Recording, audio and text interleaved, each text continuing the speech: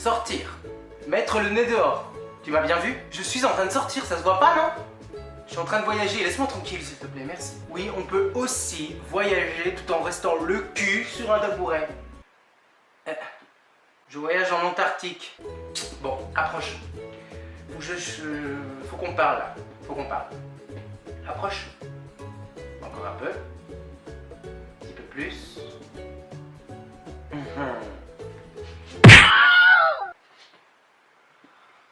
Oh, ça fait du bien. Maintenant laisse-moi tranquille. Un livre sert à voyager, mais un livre, tu sais, ça peut aussi devenir une arme du crime redoutable. Bonjour tout le monde, j'espère que vous allez bien et que vous vous portez bien. Moi en tout cas ça va nickel, je suis d'une humeur à déplacer des montagnes. Qu'est-ce que tu fous sur ma vidéo toi? Je suis ton moi du futur, ça se voit pas? Là tu dois avoir quoi, 60 ans là à mon avis, là, pour une fois je suis bien conservé. Ouais, sauf que le monde va se porter encore plus mal. Et... c'est-à-dire... Oh non, laisse tomber, t'es trop jeune, c'est trop compliqué à expliquer.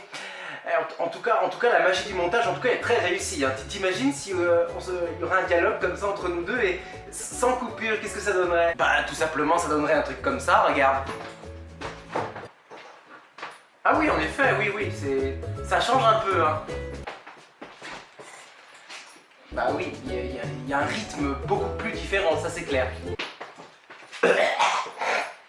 Bah non, là, il n'y a pas de rythme. Ouais mais par contre, qu'est-ce que c'est chiant pour les spectateurs. Oh. Tu l'as dit. Je crevais. On m'a souvent posé cette question, Cédric Armen. Pourquoi est-ce que tu lis autant? Pourquoi est-ce que tu as tellement besoin des mots? Pourquoi est-ce que tu es un tel amoureux du langage? C'est pas trop tôt, tu t'es enfin décidé à te dévoiler et à faire une vidéo intéressante. Je te signale que tu as aussi eu cette idée en même temps que moi, alors... ouais non, en fait je suis ton frère, je vais me cacher. Pourquoi se mettre à lire? Pourquoi avoir une telle passion pour la littérature?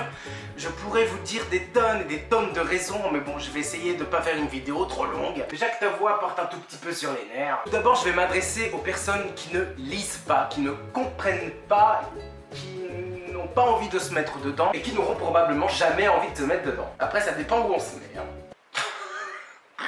Il y a pas mal de gens que je rencontre et qui me disent « Oh la littérature, moi c'est pas mon truc hein. ». Ouais, franchement, je sais pas comment tu fais, hein. Moi il me faut au moins 3 mois pour lire un bouquin de 200 pages. Eh bien à ces personnes-là, j'ai tout simplement une réponse toute faite, c'est parce que vous n'êtes pas tombé sur le bon livre au bon moment. Le bon livre au bon moment? Mais qu'est-ce que c'est? Eh bien mon cher Cédric, le bon livre au bon moment, c'est le roman qui change ta vie, qui sauve ta vie. Un roman peut sauver une vie? Oui exactement. Et tiens par exemple toi, c'est quoi le livre qui a changé et qui a sauvé ta vie? À moi le livre il est là. Amélie Nothomb, Cosmétique de l'ennemi. Hein. Ça c'est un livre qui me...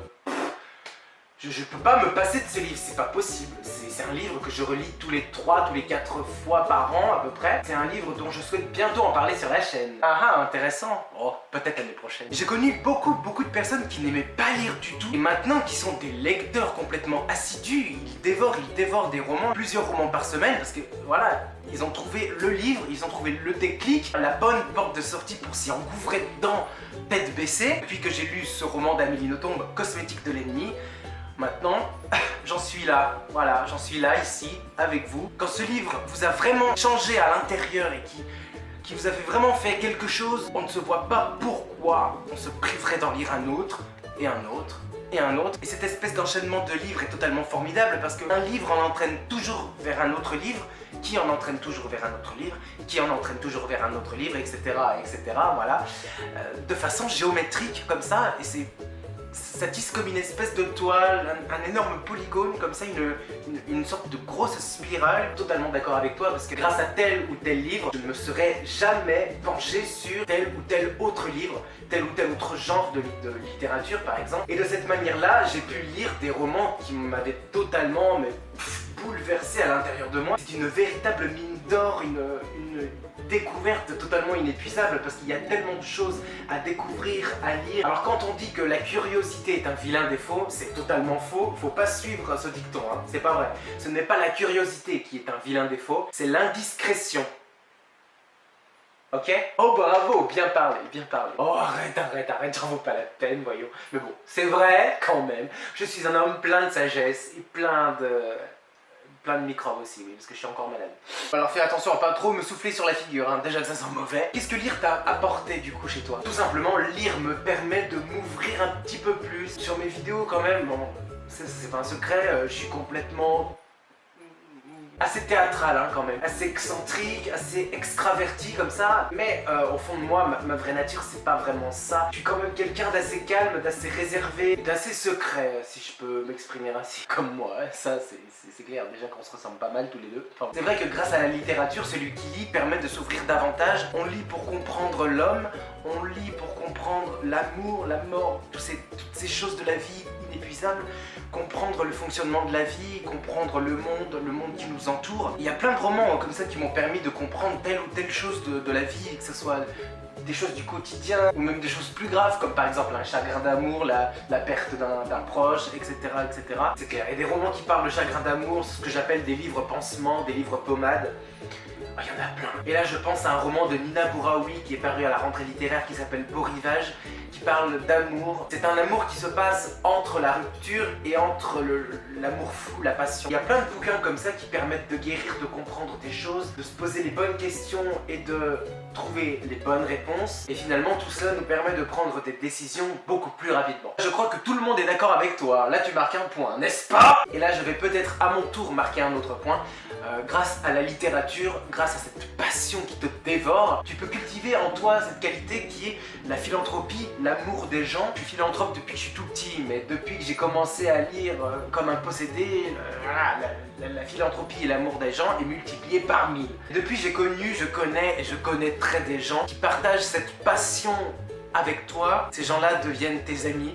Ces gens-là deviennent même beaucoup plus que des amis, ils sont un bras, ils sont une jambe, ils sont une partie de toi. Et ce que je m'apprête à dire, je l'assume et je le dis haut et fort, l'amour des mots, l'amour de la littérature, c'est ma première histoire d'amour. Purement et simplement, et c'est une histoire d'amour qui sera plus forte que je sais que n'importe quel homme que je rencontrerai. C'est comme ça, c'est tout. Et puis bon, on m'a déjà fait la réflexion qui est de choisir. Oui, choisir. Choisir entre ton mec ou l'amour des mots, l'amour de la littérature. Choisis, c'est ça. Tu choisis. C'est les livres ou moi. Choisis. Bah, les pauvres, ils ont pas gagné quoi. Tout ça parce qu'après on me fait le reproche, et c'est pas le premier qu'on m'a fait, c'est tu te renfermes dedans, tu te renfermes dans ce monde, tu te renfermes dans ce monde de la littérature, dans ces livres, tout ça. Toi aussi ça te l'a fait j'imagine. Oh que oui, on me l'a dit, on me l'a combien reproché. À eux j'ai une réponse qui est totalement toute faite, c'est parce que ils ne comprennent pas ce que je ressens à l'intérieur. Ils ne sont peut-être pas suffisamment ouverts d'esprit, suffisamment gentils, et aussi probablement parce que ces personnes ne lisent pas, tout simplement. Voilà, il n'y a pas chier des pendules à 14h. Et ces personnes devraient lire. Franchement c'est dommage parce que la littérature est une telle bénédiction.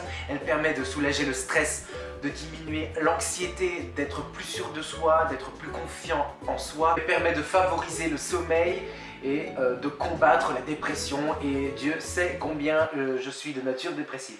Sans parler des bienfaits de la littérature que ça provoque en soi, ça ouvre des portes. Mais c'est dingue, c'est un truc de ouf. C'est la base. Ça permet aussi de mettre un pied comme ça dans le monde du livre. Ça ouvre des portes, mais totalement, mais infinies. Une porte, on entraîne toujours sur une autre, etc. etc. C'est dingue, c'est un truc de dingue. C'est pour ça qu'aussi beaucoup me posent la question, Cédric, est-ce que tu as projet d'écrire un roman? Je vais répondre à ta place, hein, si tu me le permets. Alors oui, donc j'écris depuis que je suis tout petit aussi. J'aime beaucoup l'univers des mots, les décortiquer, jouer avec, les syllabes, les sonorités, les assonances, les allitérations. Et depuis que j'ai 11 ans, je rêve de devenir écrivain, quoi. Ça changera pas, ça changera jamais. Pour le moment, je mets un tout petit peu l'écriture de côté pour me consacrer pleinement à la chaîne et surtout pour lire davantage, pour gagner un peu plus en maturité et en expérience et pour pouvoir me glisser, me faxer un tout petit peu dans le monde des éditeurs, des blogueurs, des lecteurs, des écrivains. Peut-être l'année prochaine ou celle d'après, je me remettrai suffisamment dans l'écriture pour retrouver ma voix VOIX afin d'écrire le roman dont je me sens capable pour ensuite l'envoyer à des éditeurs et croise les doigts. T'inquiète, moi aussi, hein, je croise les doigts, je croise même avec les poignets et les bras. Voilà. Je peux pas être plus crédible là comme ça, hein.